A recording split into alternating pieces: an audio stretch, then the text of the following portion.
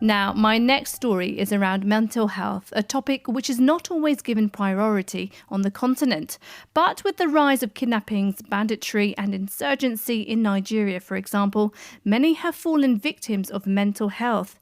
So psychologists have created a free mental health line to support people.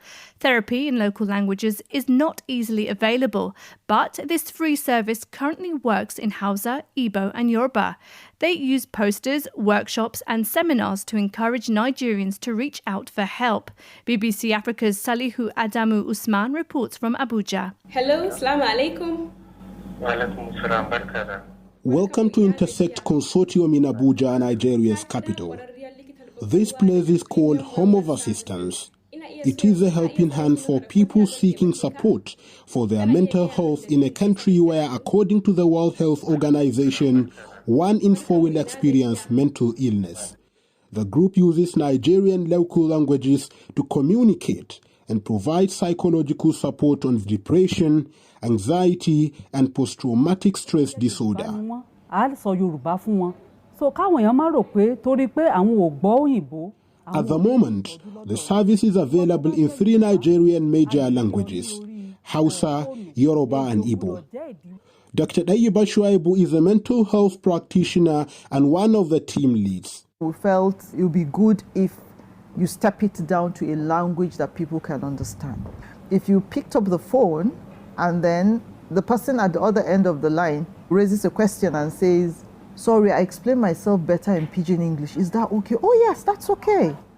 Nigeria's military confronting Boko Haram insurgents and a number of internally displaced persons from the country's northeast region have suffered psychological trauma from the decade-long Boko Haram insurgency. So a lot of people who don't understand what psychotherapy is. I asked Dr. Dayiba how their services reach traumatized victims. So you get a wide range of people, from the areas of civil unrest to the areas of the Boko Haram to the areas of banditry. Some are even people like us that are actually providing aid in that place. They're actually seeking support for themselves because they've seen a lot of trauma and they're trying to cope. Fumbi Adebayo manages the toll-free lines. She believes therapy should be widely available.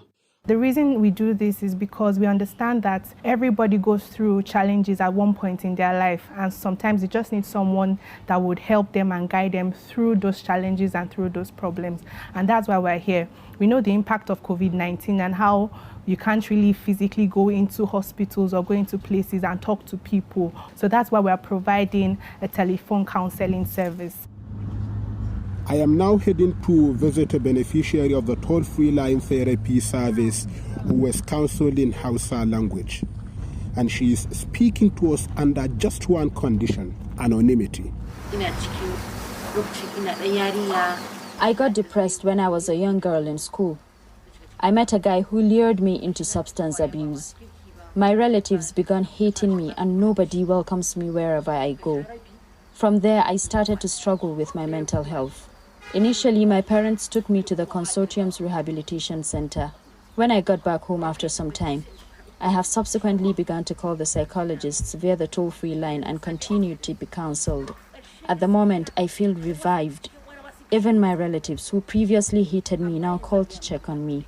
I now feel comfortable going everywhere. It took me 3 years to recover.